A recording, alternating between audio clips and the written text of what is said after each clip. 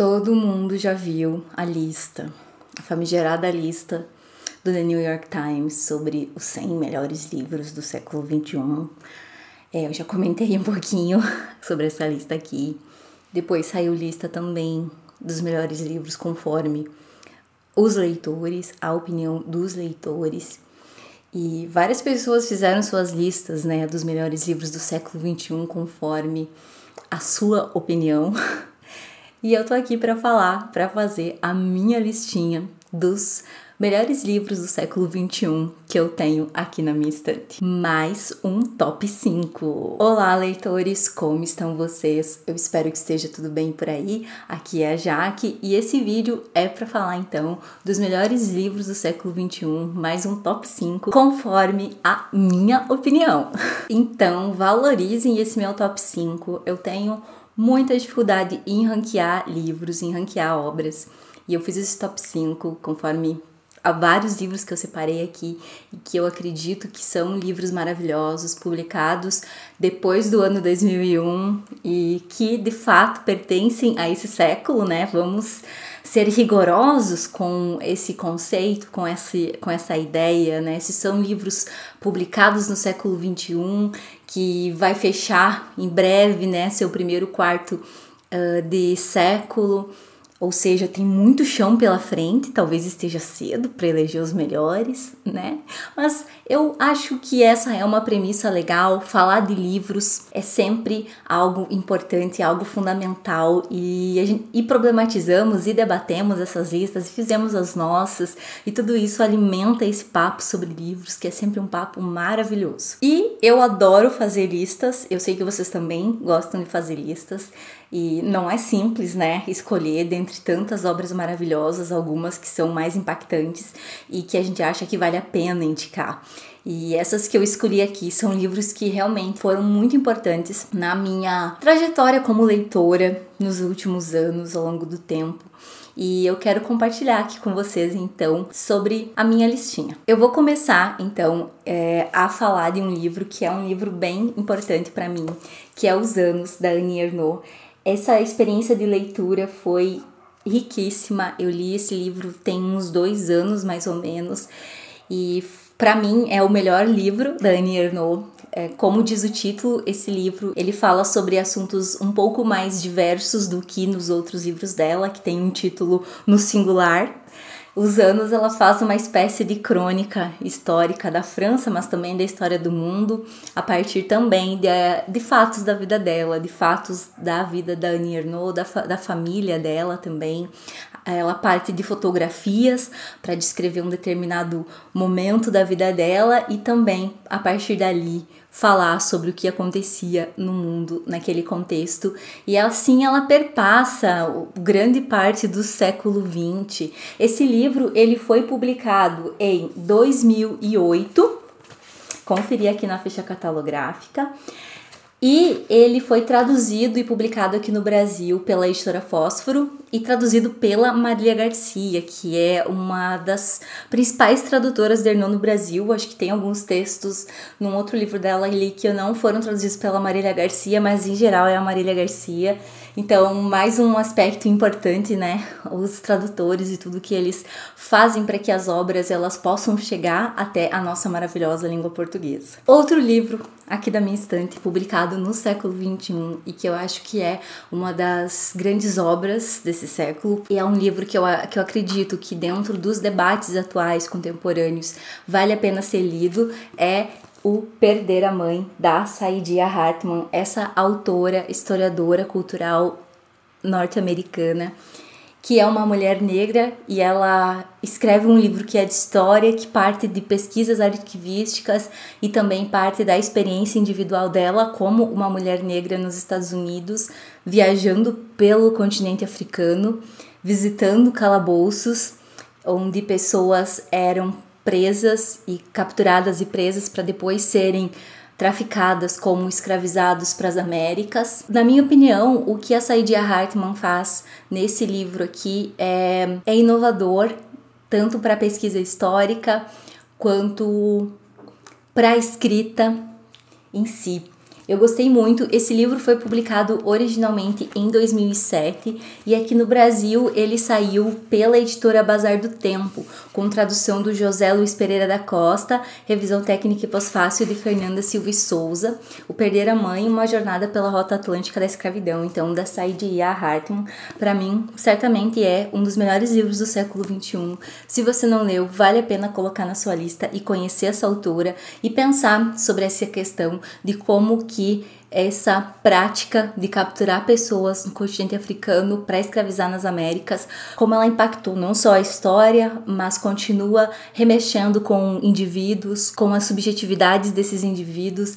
E nesse livro, a Saidiya, ela não deixa tudo isso de lado, ela abarca tudo isso na história dela, as subjetividades, o apagamento, a violência dos arquivos históricos, ela problematiza tudo e ela coloca questões muitas vezes difíceis de serem colocadas, ela reflete sobre essas questões. É um livro maravilhoso. Nesse mesmo tema de compreender as relações raciais nas Américas, que é um tema muito importante para mim e que eu acredito que nós como leitores devemos nos voltar para ele e pensar, né, não só historicamente, mas em termos literários, em termos filosóficos também, até mesmo para compreender e conseguir agir nesse mundo em que vivemos para promover mudanças, né? E nesse sentido tem um livro da psicóloga Cida Bento, que é o Pacto da Branquitude, uma pensadora, uma escritora brasileira que eu admiro muito. Ela publicou esse livro, que saiu pela Companhia das Letras em 2022, olha, é muito recente. E foi em 2022 mesmo que lemos esse livro no Clube Lavaredas, na época eu ainda não tinha o canal aqui. Talvez eu ainda faça um vídeo sobre esse livro aqui pro canal, porque olha, eu acho esse livro mesmo fundamental. Eu teria o maior prazer em reler e explorar mais os elementos, os argumentos que ela traz aqui nesse livro para vocês, porque eu acho que essa sim é uma leitura que todo brasileiro deveria fazer, porque é um livro curto, né? E eu acho que pessoas brancas, pessoas negras podem se beneficiar dos elementos que esse livro traz, das teses que ela traz para compreender o Brasil, não só o Brasil, né, mas o mundo nessa conjuntura. Do que se trata então? Aqui ela fala sobre esse pacto narcisístico da branquitude, que é meio que um modelo que se repete nas mais diversas esferas corporativas, né? Então é um modelo que ela, como psicóloga organizacional, ela fez doutorado, ela analisa isso também no meio das corporações, dentro das empresas e também no social, né? Fala um pouco sobre essa falácia do discurso meritocrático, entre outros termos, e sobre essa prática tão comum feita ao longo do tempo, pensando na nossa realidade brasileira, né, de alguns grupos sociais, principalmente brancos, principalmente masculinos, de para se manterem no centro, né, e no topo, empurrarem determinados setores para as margens. O Pacto da Branquitude foi uma leitura assim fundamental para mim, me trouxe muitos elementos e argumentos para pensar mais sobre o social, sobre o meu país, sobre o mundo e a forma como as coisas estão configuradas. E isso sempre traz uma boa dose, né, de alegria quando a gente avança um passo nesse sentido. E é um livro super curtinho. A Cida Bento, ela meio que coloca as argumentações dela num texto muito denso e ao mesmo tempo acessível, bem ilustrativo, então vale super a pena conhecer. Outro livro que eu li recentemente e que se tornou uma das principais leituras que eu fiz nos últimos anos, um dos livros que mais me impactaram, foi Leitura Fácil, da Cristina Morales, com tradução da Elisa Menezes. Eu gostei muito desse livro, publicado aqui no Brasil pela editora Mundaréu. É um livro um pouco mais grossinho, é um livro maior, nessa capa maravilhosa que eu adorei. E é um livro que eu tenho indicado bastante e que foi publicado recentemente. Ele saiu na Espanha, peraí que eu vou conferir a data, em 2018, no Brasil em 2024. E ele acompanha nesse livro, a partir de 4 vozes que são muito diferentes, as perspectivas de 4 mulheres que sofrem de disfunção cognitiva e vivem em Barcelona, na Espanha. E aqui é um livro que ultrapassa várias fronteiras do politicamente correto, das formas como pensar o mundo, a política, as subjetividades, as diferenças. Eu acho que foi um livro que me impressionou, acima de tudo, por dizer coisas que ele diz. Tem uma personagem aqui que é a Natividad, que me tocou profundamente e que eu carrego comigo. Eu gosto de voltar para esse livro e ler determinados trechos e ler determinados textos. Tem uma zine aqui dentro do livro também, chamada Eu Também Quero Ser Macho, que é muito transgressora. E eu acho que vale muito a pena fazer essa leitura, principalmente nessa nossa época tão difícil, pensar sobre capacitismo, pensar sobre política, pensar sobre movimentos sociais. A Cristina Morales, então, é uma autora espanhola, muito jovem, tem menos de 40 anos, eu acredito. E eu fiquei encantada com a potência dessa escritora. Eu creio que vale muito a pena investir nesse livro, conhecer essa escritora, porque para mim se tornou uma das principais obras da nossa contemporaneidade. Não podia deixar de figurar nessa lista, o Leitura Fácil. Outro livro que eu não podia deixar de indicar para vocês é o Linha M, que foi traduzido pelo Cláudio Carina e publicado aqui no Brasil pela Companhia das Letras. Esse livro ele saiu originalmente nos Estados Unidos no ano de 2015. Em 2016 saiu aqui no Brasil. Bem, eu conheci Patti Smith com Só Garotos e eu me encantei por ela. Eu comecei a querer ler mais obras dela, li Só Garotos, li Devoção, mas foi Linha M, o livro dela, que mais me impressionou até agora. Tem alguns textos nesse livro que eu retorno com frequência e que eu sempre me emociono, como por exemplo O Relógio Sem Ponteiros. E a Patti Smith é esse ícone, né? Esse ícone artístico, esse ícone musical, esse ícone poético, esse ícone como escritora, como leitora, como andarilha. Então, seguir Patti Smith e acreditar nas coisas que ela nos diz vira que meio que uma religião. Eu sou uma dessas seguidoras de Patti Smith e o Linha M com certeza é o meu livro preferido dela. Me desculpem, fãs de Só Garotos, eu também adoro Só Garotos.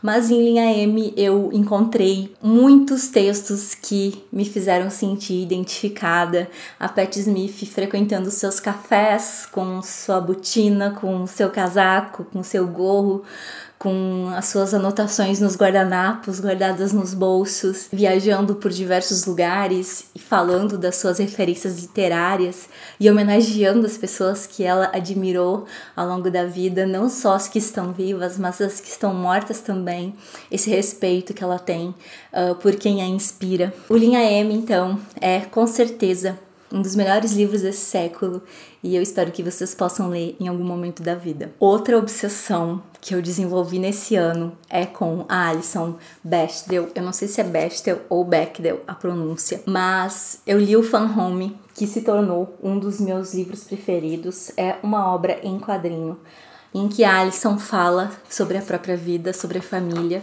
e sobretudo do pai. E ele foi publicado aqui no Brasil pela Todavia, com tradução do André Conte.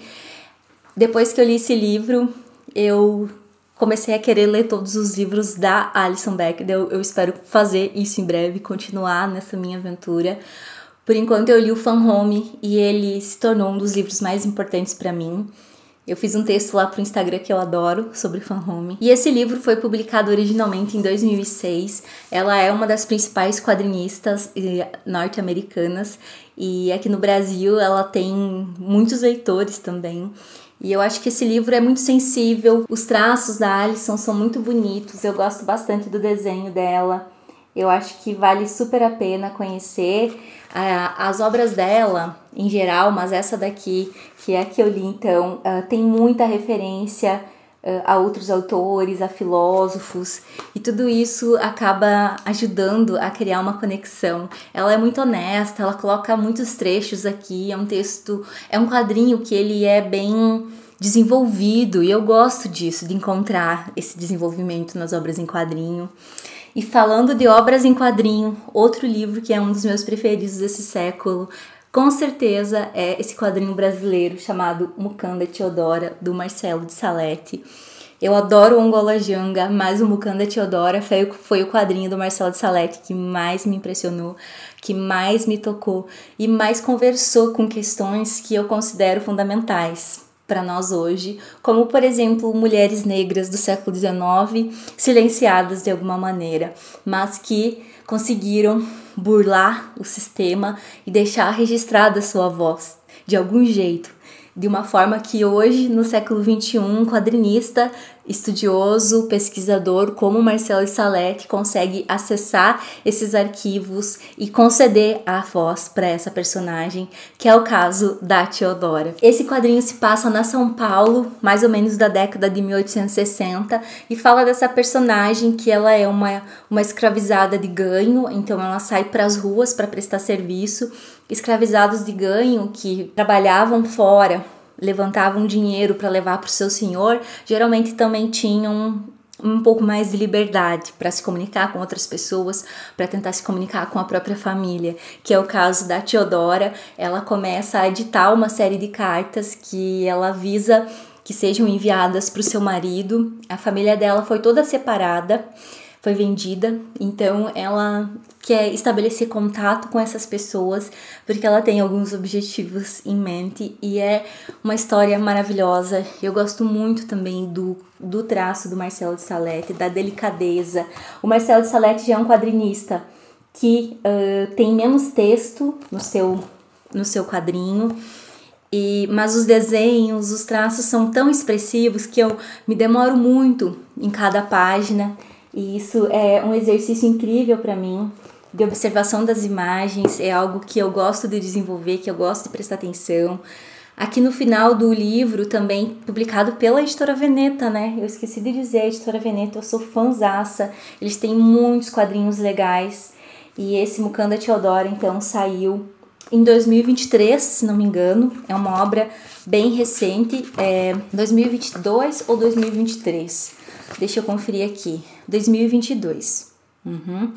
É uma obra bem recente da nossa arte, da nossa cena, né, contemporânea, e que eu acho que vocês precisam conhecer. E que eu acho que é uma das maiores obras também do nosso século. Outro livro publicado no século XXI e que eu acredito que seja uma das obras mais importantes da literatura brasileira hoje é o Ponciá Vicêncio, da Conceição Evaristo, publicado pela editora Palas. Essa capinha é tão linda.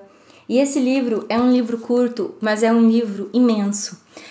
Se trata de um romance de formação dessa personagem chamada Ponciá Vicêncio. Fala um pouco da história dela, da família dela, dos seus ancestrais e de uma herança que ela tá para receber e que de certa maneira ela carrega com ela ao longo da vida. A Conceição Evaristo, ela tem uma escrita muito trabalhada, é muito poética e é muito certeira, é muito denso o texto dela e é rico em imagens, é rico em referências às religiões de matriz africana.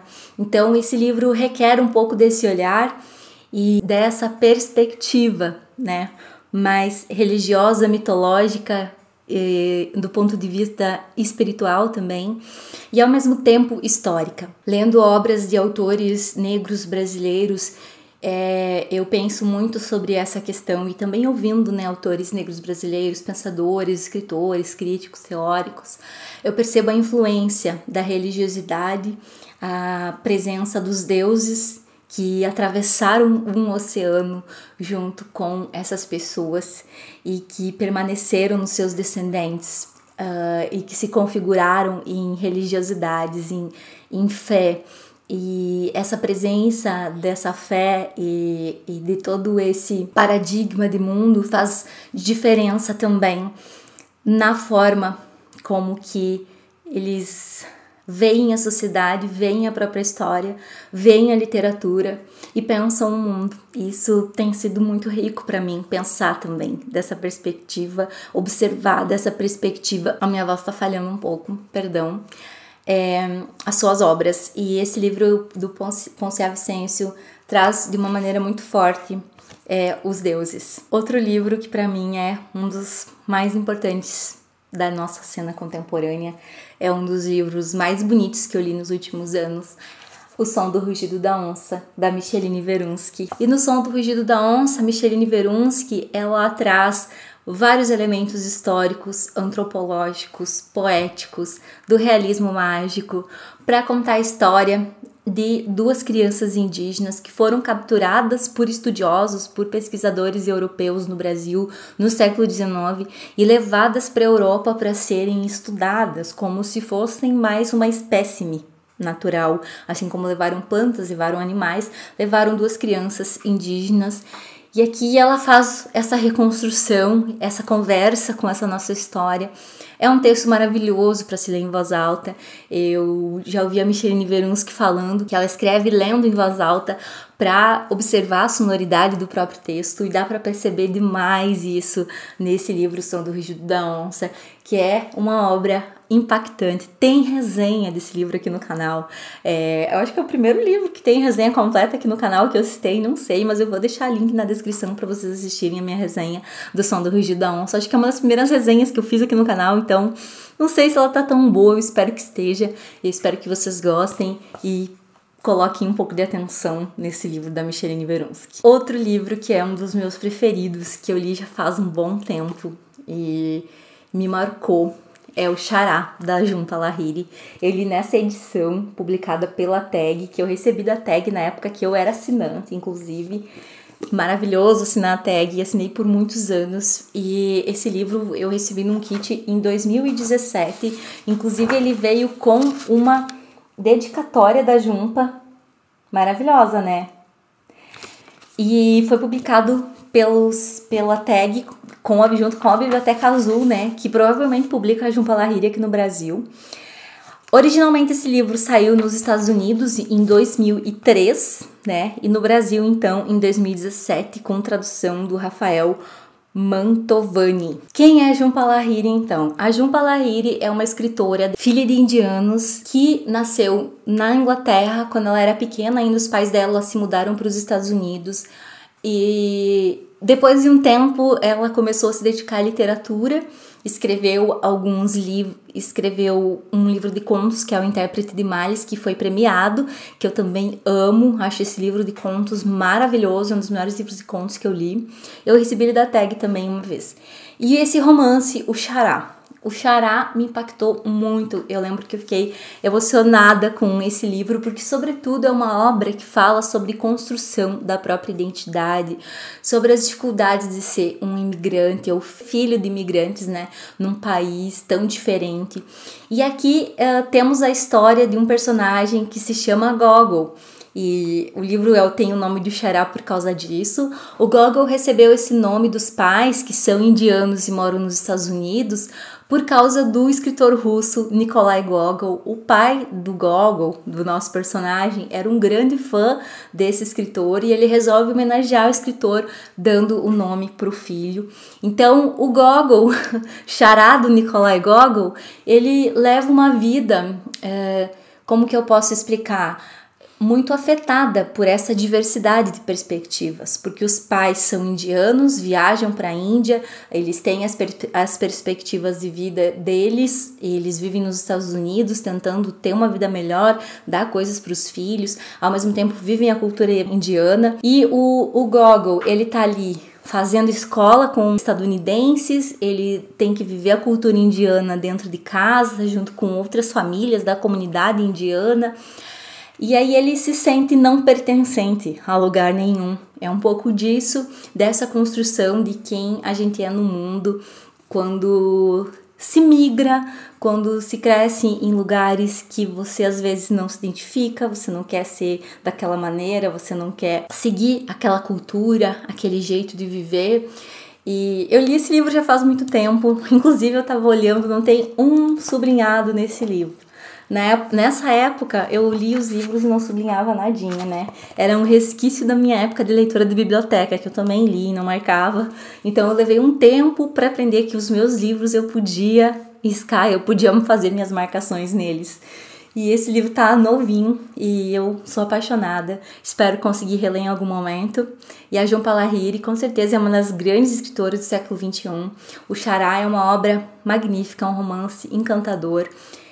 A Jhumpa, ela tem se dedicado bastante à língua italiana. Inclusive, ela ainda mora na Itália, ela escreveu livros em italiano. Eu tenho aqui um livro do Domenico Starnone, o Laços, que tem um prefácio da Jhumpa Lahiri, ela que traduziu o Starnone para o inglês. Então ela se apaixonou pela língua italiana e foi para a Itália para ver como ela é essa pessoa inquieta, né, que talvez não tenha uma identidade fixa, sabe? E ela tá sempre em busca e tem essa coragem. Acho que é um pouco disso. E, enfim, o Xará da Jhumpa Lahiri com certeza é um dos grandes livros do nosso século. Eu acredito muito que ela também seja uma das grandes escritoras. Mais literatura brasileira, porque assim, eu sou apaixonada por Torturado, do Itamar Vieira Júnior. É um livro que me encantou na primeira leitura. Ele não é um livro 5 estrelas para mim, mas é um livro tão tocante e tão verdadeiro, tão bonito, que fala de coisas que eu nunca tinha visto, talvez, na literatura, faladas dessa forma. Fala sobre uma parte da população brasileira que eu acho que nem sempre é tão contemplada. Mesmo que esse livro se passe numa região geográfica diferente da minha, eu vi um pouco de uma realidade que eu também conheci contemplada aqui, como uma pessoa que cresceu no interior do Brasil também. Então, eu sou fã de Torturado e adoro Itamar Vieira Júnior. Eu acho que a obra dele, com certeza, é uma obra que veio para ficar na nossa literatura. São textos que podemos explorar, que podemos debater, que podemos criticar, mas não podemos negar a importância dos grupos sociais para os quais ele concede voz e protagonismo. Sem falar da sensibilidade desse livro, da história dessas duas irmãs, Bibiana e Belonísia. Eu acho Torturado um livro tão lindo e com certeza é um dos melhores livros do século XXI, segundo a minha opinião. Estamos quase chegando no top 5 e eu preciso falar de um livro que eu sou apaixonada também. Esse tá na lista do The New York Times e tá na minha lista também, né? Que eu acho que é um dos mais importantes do século XXI, é o Temporada de Furacões, da Fernanda Melchor. Essa escritora mexicana, ela tem uma pena intensa, certeira, visceral. Eu sei que esse adjetivo ele é muito utilizado para definir alguns livros, e eu tenho implicância às vezes com alguns adjetivos, né, que são usados com tanta constância, mas pensa num livro aterrador. E ele foi publicado aqui no Brasil pela editora Mundarel, com tradução do Antônio Chechenesky, e eu li esse livro com o Clube Labaredas, inclusive, lemos no Labaredas em 2022, e eu lembro assim que foi muito legal. Os parágrafos são gigantescos, e fala um pouco sobre uma cidadezinha no México, num contexto ali de muito calor, de muita pressão, porque tá chegando a temporada de furacões. E muitas coisas começam a acontecer nessa cidadezinha, ali abandonada à própria sorte, na beira de uma grande rodovia, um lugar empobrecido, onde diversos personagens, eles tentam viver as suas vidas, e um livro maravilhoso mesmo, e tanto que eu estou aqui indicando para vocês. E agora vamos para o nosso top 5, e vou começar com um livro que também tá na lista do New York Times e tá na minha, que é A Amiga Genial, da Elena Ferrante. A Elena Ferrante se tornou uma das minhas autoras preferidas, e graças à tetralogia napolitana, né, que consolida ela entre uma das minhas autoras preferidas, mas que começa com Amiga Genial, tá? Tetralogia napolitana são 4 livros, que começa com Amiga Genial, e por isso que eu tô citando Amiga Genial, mas a tetralogia napolitana é meio que um livro só, tem uma continuidade ali, então é meio que um único romance. Inclusive a Elena Ferrante fala isso nos textos publicados no Franto Maglia. Ela diz que é um romance, que foi dividido em 4 partes, porque senão ia ficar muito extenso. Mas eu me encantei pela Ferrante já com o primeiro livro que eu li dela, que é Um Amor Incômodo. Eu acho que é um livro de uma riqueza estética, de uma profundidade literária imensa. Eu recomendo, inclusive, que quem gosta de um texto assim, leia. E esse daqui, então, é o primeiro livro da série da tetralogia napolitana. Foi traduzido pelo Maurício Santana Dias, publicado aqui no Brasil pela Biblioteca Azul. Inclusive tem um box novo da Elena Ferrante, da tetralogia napolitana, lindíssimo. Eu inclusive quero aquele box em algum momento. Eu tenho nessa edição que eu ganhei da minha amiga Carol Sá, que era dela, ela me deu. E aqui, esse primeiro livro, ele é um pouco mais difícil, eu acho, de ser lido, porque ele acompanha as duas personagens centrais desse livro, que é a Lila e a Lenú, ainda na infância e a fase de transição para a adolescência também. Quem narra é a Lenú, então é tudo da perspectiva dessa personagem, que se chama Helena Greco, e da sua amiga, então, que é a Lila ou Lina, que é a Rafaela Cerullo. Elas são meninas que vivem num bairro na periferia de Nápoles, na Itália, e nascem ali pelos anos... eu esqueci agora os anos que elas nascem. Acho que é tipo nos anos 50, 60. Me perdi total agora na época do nascimento das meninas da tetralogia napolitana. Mas, enfim, é um livro que abarca, então, toda essa perspectiva que é riquíssima das amizades femininas, dos conflitos, das relações muito intensas e que duram uma vida, né, dessas relações complicadas, e que é um pouco do que elas têm, e ao mesmo tempo relações fortes que fortalecem uma outra em diversos momentos, que fazem uma outra se mover de um lugar para o outro.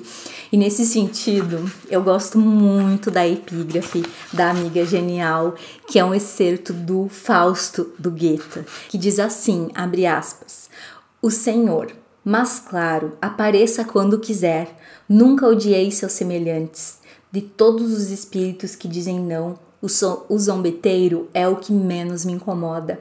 O agir humano esmorece muito facilmente, em pouco tempo aspira ao repouso absoluto. Por isso, lhe dou de boa vontade um colega que sempre o espicasse e desempenhe o papel do diabo."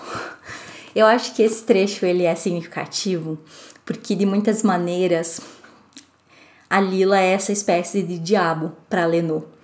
E aí eu já resumo muito do que é a tetralogia napolitana. É um livro muito intenso, então é um contexto da Itália no pós-Segunda Guerra, com muitos resquícios do fascismo, muitos conflitos políticos, muita pobreza, muita violência e exploração, e a turbulência que é Nápoles.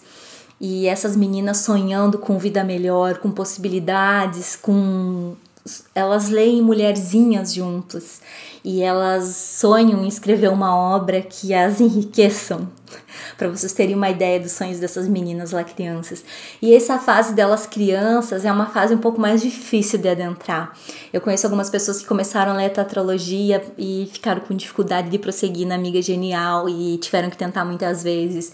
Eu mesma, eu li umas 3 vezes a parte do começo do livro, que vai até o momento que a Lila e a Lenú sobem as escadas para falar com o ogro. Quem conhece a história vai lembrar. E depois disso eu engrenei. Então é um livro que demora um pouco mais, o que não acontece com os outros 3, que são muito mais fluidos, devoráveis. Esse daqui talvez demore um pouco mais, mas compensa muito, é muito sensível, é muito triste em diversas partes, e eu me identifiquei muito com essa história, e com certeza merece estar na lista do New York Times. Ferrante merece muito todos os holofotes e pra mim é uma das grandes escritoras. Sem falar que, né, Elena Ferrante, vocês sabem, é um pseudônimo de uma escritora italiana que não sabemos bem o nome, embora existam teorias e vários escritores que leem ensaios da tradutora Anita Raja e que leem os ensaios da Ferrante, dizem que eles têm muito a ver. Teve um tempo que eu não queria saber quem era Ferrante, depois eu ouvi assim, uma fala que me deu todos os indícios de que Elena Ferrante de fato é Anita Raja, que é casada com o Domenico Starnone, inclusive o escritor também, que tem outro nome, Domenico Starnone também é um pseudônimo. E eu cheguei à conclusão que era Anita Raja sim, e pelo visto é Anita Raja, e hoje em dia estou em paz com esse fato de talvez saber quem é Elena Ferrante. Continuo amando essa escritora incrível e eu espero que ela viva muitos anos e que ela possa escrever mais livros para nós. Tô sem nenhum livro novo da Ferrante para ler, resta reler, né? Todos os que ela já publicou eu já li.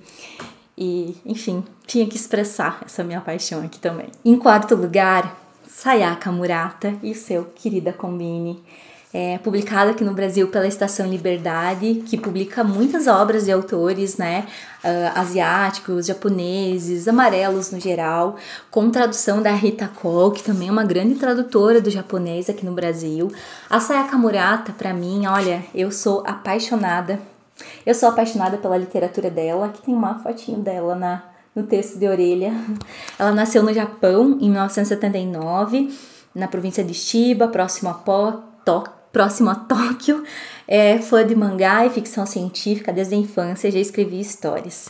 E assim, esse livro fala de uma personagem que agora eu esqueci o nome.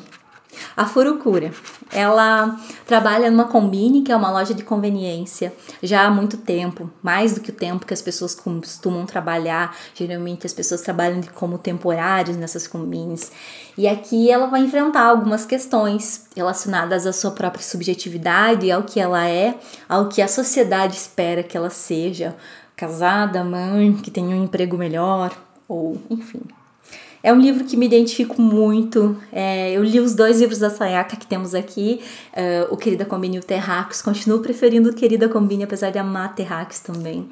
E esse livro eu encontrei nele muito consolo. É um livro muito sensível e eu pude pensar, enquanto li esse livro, que é preciso muita coragem de ser o que a gente é de verdade, né? Eu tenho lido com frequência nas últimas semanas uma frase da Clarice Lispector, que, se não me engano, tá na Paixão Segundo o GH, que diz: já que a gente é, o jeito é ser, né? E aqui é um livro sobre isso. Resumindo, eu não li A Paixão Segundo o GH, mas eu uso a frase dela para definir um pouco do que é o Querida Combine e sobre isso, de ter coragem também de ser o que a gente é e não viver para agradar ninguém, porque não vale a pena. Então esse livro é um romance singelo e maravilhoso, que é um dos meus livros preferidos publicados nesse século. Outro livro que eu amo de paixão, que para mim é uma das grandes obras da literatura brasileira, também é uma obra de fôlego, é Um Defeito de Cor, da Ana Maria Gonçalves. Esse calhamaço, né? Esse sim, é um livro que vai exigir fôlego de vocês. Eu li esse livro em 2021, eu lembro que eu lia muitas páginas por dia, tipo umas 30 páginas. E eu fui lendo assim, todo dia eu lia um pouco de Um Defeito de Cor. Porque a Ana Maria Gonçalves, ela tem uma escrita que ela é muito conquistadora. O texto, ele é folhetinesco. Eu percebo que algumas pessoas têm algumas críticas a esse livro no sentido da quebra que ele também faz em alguns momentos, quando a Ana Maria Gonçalves, ela começa a colocar aqui também muita história mesmo, da historiografia. Ela fez uma pesquisa histórica muito ampla para construir esse romance e ela não deixa de colocar muitos detalhes, né? E às vezes fica bem detalhado historicamente e a parte ali da vida dos personagens fica um pouquinho de lado e as pessoas têm algumas críticas quanto a essa quebra. Eu particularmente acho que isso enriquece ainda mais o livro. Eu penso nos Miseráveis, né? O tanto de digressão que tem lá, que nem é tão digressivo assim. Ela insere muito mais, ela casa muito mais com o tom folhetinesco da vida dos personagens. Mas, pensando um pouco no enredo, para vocês ficarem com vontade de ler esse livro, ele é um romance histórico que conta a trajetória de Kehinde, que é uma menina que vive no continente africano e é capturada junto com a sua irmã gêmea e a sua avó, e traficada para o Brasil. Ela atravessa o oceano num navio tumbeiro e é vendida na Bahia. E acompanhamos então a vida dela. E a vida dela não é nada fácil, a vida dela é traumática e aqui podemos ter um pouco dessa perspectiva muito única e subjetiva do que era ser uma pessoa escravizada, uma mulher escravizada no Brasil, e todas as lutas empreendidas. E um ponto que me chama muita atenção é a forte presença dos deuses e da religiosidade, dos orixás. Então, é um livro maravilhoso. Eu gostei muito da experiência de fazer essa leitura. Eu acho que dá para entender muito sobre que raízes se assentou mesmo esse país, sobre que perspectivas se deu à construção nacional do Brasil, porque esse livro meio que atravessa, né, o Brasil, surgindo como país e se construindo ao longo do século XIX, e a Kerrinder vive muitos anos, só dando um pequeno spoiler. E é muito bonito esse livro, é uma das grandes obras da nossa literatura nacional, foi homenageada, né, no Carnaval do Rio de Janeiro, então é um livro que vem sendo muito debatido, muito lido, e eu acho que sim, é uma das grandes obras do século XXI em termos mundiais, é uma obra fundamental. Eu acho que as pessoas devem ler esse livro, todas as pessoas. É um livro difícil, é um livro com muita violência, porque afinal de contas se trata de escravidão. E a escravidão é sobretudo violência, né?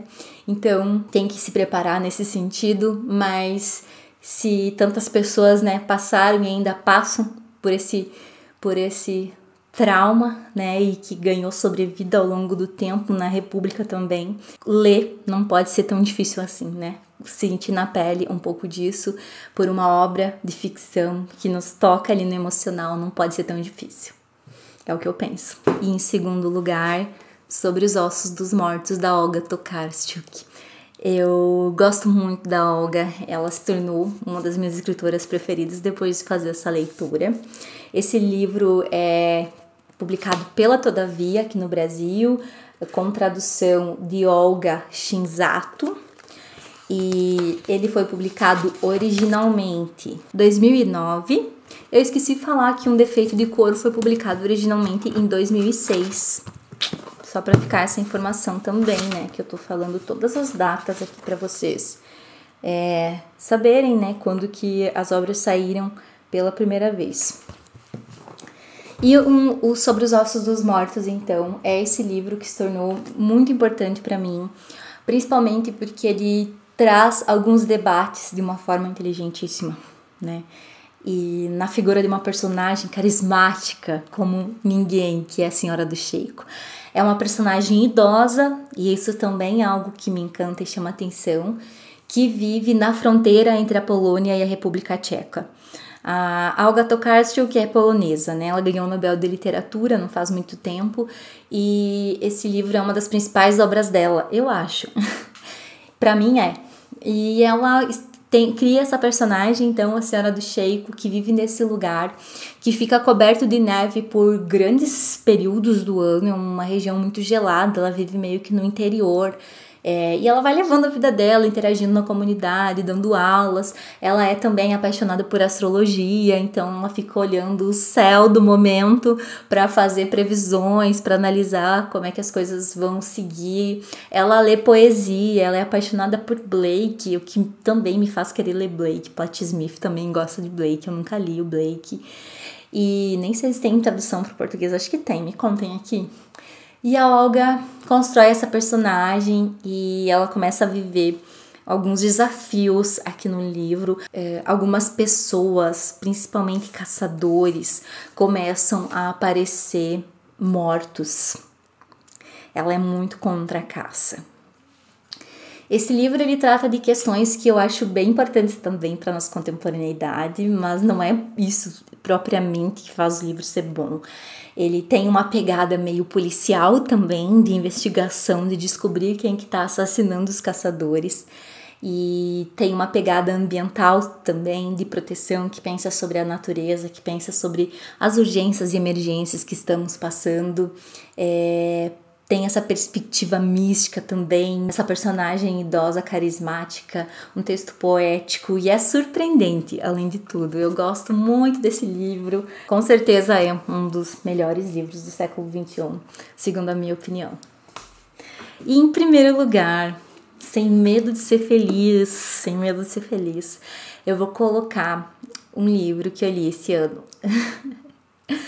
Alguém adivinha? A Mais Recôndita Memória dos Homens, do Mohamed Bougar Sarr. Esse autor que nasceu no Senegal em 1990, no mesmo ano que eu nasci, e que vive na França, que escreve em francês. Ele escreveu esse livro que eu devorei no mês de abril. Eu ainda não escrevi sobre esse livro, já tô colocando ele em mais uma lista, né, de preferidos. O que eu vou dizer sobre A Mais Recôndita Memória dos Homens? É um livro que fala sobre o poder da literatura, sobre colocar as coisas que idealizamos, que imaginamos no mundo, e como é difícil fazer isso, né? Transformar aquilo que está nas nossas projeções em materialidade, né? As nossas mãos podem fazer isso, podem fazer essa condução, essa transformação. A Patti Smith fala isso, inclusive. E o Mohamed Bougar Sarr constrói esse romance que é intrincado, que tem um tom policial, né, de investigação. E um personagem que é um escritor africano, que está na França, e aí ele começa a entrar no encalço de um outro escritor, que foi alguém que fez uma obra de muito impacto e depois sumiu. E essa obra tá ali, algumas pessoas leem esse livro, que acaba se tornando meio que um livro maldito, e todo mundo que lê esse livro fica muito tocado. E aí esse escritor, ele parte em busca da história desse outro escritor, né, que então sumiu depois de escrever essa obra tão interessante.